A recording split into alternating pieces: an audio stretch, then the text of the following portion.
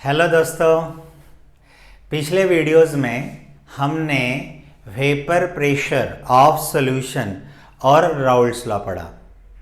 इस वीडियो में हम राउल्ट्स लॉ को ग्राफिकली प्रेजेंट करेंगे।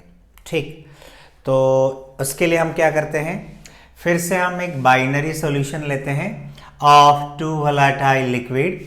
एक वोलेटाइल लिक्विड का नाम ले लेते हैं A1, दूसरे का नाम ले लेते हैं A2।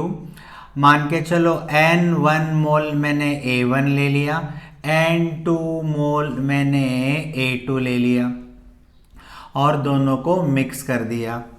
अब इन दोनों के टोटल मोल से इन दोनों कंपोनेंट का मुझे मोल फ्रैक्शन मिल जाएगा। मान के चलो x1 is a mole fraction due to A1 और x2 is a mole fraction due to A2 component. ठीक है, इन लिक्विड फेज। ठीक है, ओके। अब आपको अच्छी तरह पता है किसी भी बाइनरी सॉल्यूशन में दोनों कंपोनेंट का मोल फ्रैक्शन की एडिशन हमेशा 1 होती है। x1 plus x2 is equal to 1।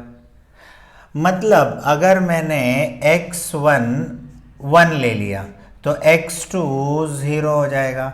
मतलब ये जो वैल्यू है ये पूरी की पूरी 0 हो गई। तो x1 इज इक्वल टू 1, मतलब वो मिक्सचर नहीं है, वो प्योर लिक्विड है A1। अब प्योर लिक्विड A1 है, अब मैंने उसमें A2 डाल दिया। जैसे ही A2 डाल दिया तो x2 की वैल्यू आ गई, x2 की वैल्यू आ गई, x1 की वैल्यू कम हो गई। तो अब हम x1 में x2 ऐड करते जाएंगे तो x1 की वैल्यू कम होती जाएगी, कम होती जाएगी, कम होती जाएगी। क्लियर है? अब मान के चलो उसमें x1 मैंने 0 ले लिया, 0, तो x2 हो जाएगा 1। मतलब ये वैल्यू को हटा दो, मतलब इसको हटा इसको 0 कर दो। अब ये 0 हो गया तो x2 हो जाएगा 1। मतलब ये प्योर लिक्विड A2 है। अब आप उसमें A1 डालो, तो जैसे आपने A1 डाल दिया तो x1 की वैल्यू बढ़ गई और x2 की वैल्यू कम हो गई। हर कंपोजिशन पे x1 plus x2 will always be 1, always be 1। अब मैंने मान के चलो इधर A2 में x1 ऐड कर दिया तो x2 की वैल्यू कम हो जाएगी। ठीक है, तो इस तरह आपने ये समझ लिया। ये जो मैंने लिखा x एक्सिस पे मोल फ्रैक्शन है ये of mixture at certain composition. कोई एक पर्टिकुलर कंपोजिशन पे ये x1 x2 की वैल्यू रहेगी। अब राउल्ट्स लॉ क्या कहता है आपको अच्छी तरह पता है दोस्तों। राउल्ट्स का हाँ, ये जब हमने बाइनरी सॉल्यूशन लिया तो ये इवापोरेट होंगे दोनों कंपोनेंट A1 भी और A2 भी। A1 मान के चलो ब्लैक सर्कल है और रेड ट्रायंगल x2 है, दोनों इवापोरेट होंगे एट इक्विलिब्रियम।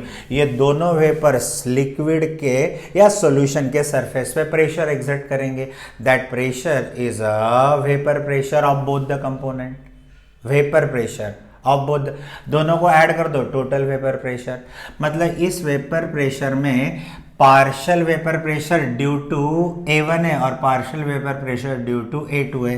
मान के चलो A1 वेपर फेज में A1 के वजह से, वेपर फेज में A1 के वजह से P1 is a partial vapour pressure और P2 is a partial vapour pressure due to A2।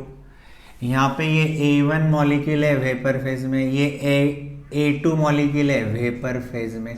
इनके वजह से जो प्रेशर एग्जर्ट हो रहा है ये उनकी वैल्यूज है P1 P2। तो राउल्ट्स का कहना है कि partial vapour pressure of each volatile component is directly proportional to its mole fraction in liquid phase.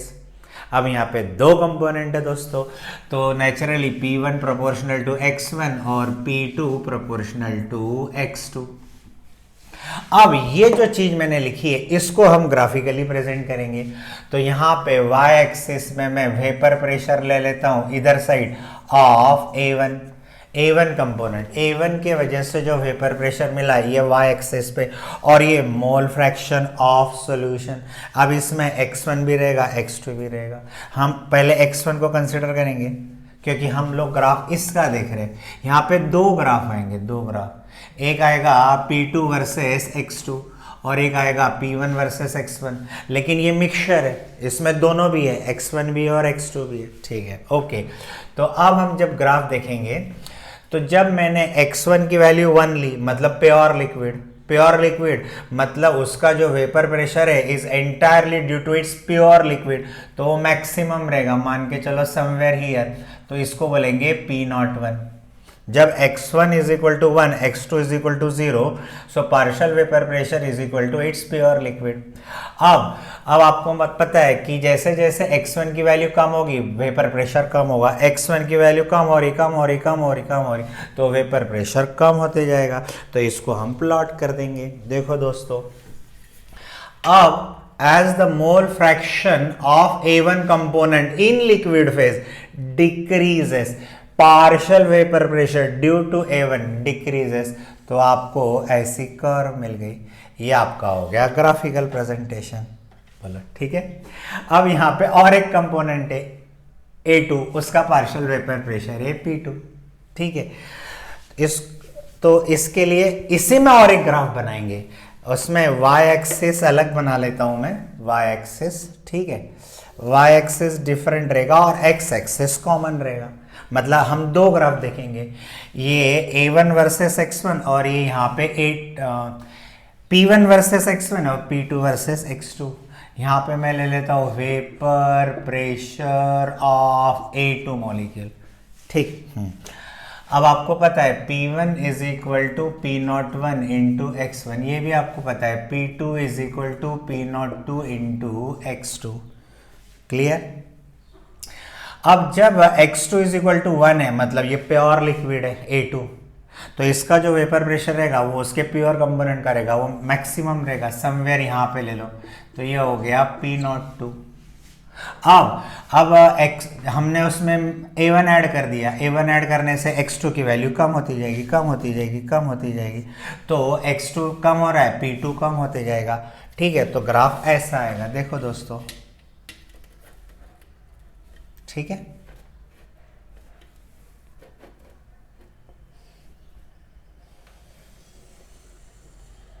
You will get this graph, followed। तो ये जो कर्व 1 है ये अपने को बता रहा है partial vapour pressure due to A1, it is equal to P01 into X1, और ये जो सेकंड कर्व है ये आपको बता रही है partial vapour pressure due to A2 is equal to P02 into X2। तो ये अपना हो गया, that is your Raoult's law, graphical presentation. अब ये दोनों जो कंपोनेंट है मिक्सचर में है, बराबर है, मतलब कोई भी पर्टिकुलर कंपोजिशन पे x1 और x2 की सर्टेन वैल्यू है, so at any different composition of A1 A2, बराबर है, तो total vapour pressure will be sum of this two value, P1 को और P2 को ऐड कर देंगे, तो हमें अब क्या मिलेगा, टोटल वेपर प्रेशर, दोनों को ऐड कर देंगे, तो वो जो वैल्यू रहेगी that value will lie somewhere in between P01 and P02, मतलब इन दोनों को हम जोड़ देंगे, तो जोड़ने से हमें एक लाइन मिलेगी, कर्व मिलेगी। ये जो कर्व है ये कर्व बताता है total vapour pressure of solution which is equal to P1 plus P2, ठीक है। मतलब ये कि किसी भी पर्टिकुलर या different composition of x1 x2 पे टोटल वेपर प्रेशर इन दोनों वैल्यूज के बीच में कहीं तो रहेगा। सो ये आपका हो गया graphical presentation of Raoult's law, ठीक। अब इसको एक बार और हम मैथमेटिकली रिपोर्ट कर देते हैं, ठीक है, इसको अच्छे से लिख लेते हैं। We will write the data. ये ग्राफ हमें क्या बताता है, ये ग्राफ हमें ये बताता है, देखना, जब x1 is equal to at x1 is equal to 1, ठीक है, तो ये x1 की वैल्यू मैंने 1 ले ली, तो partial pressure, vapour partial pressure या partial vapour pressure due to A1 is equal to P01, ये एक 1 हो गया। अब इसको आप कम करते जाओ मतलब x1 को, तो x1 हो गया 0, x1 0 हो गया तो ये पूरी वैल्यू 0 हो जाएगी, तो P1 इज इक्वल टू 0, ये 1 हो गया। अब इसी तरह से अब दूसरा, जब मैंने x2 को 1 लिया, eight x2 is equal to 1, ठीक है, तो ये वैल्यू 1 हो जाएगी, तो P2 is equal to P02।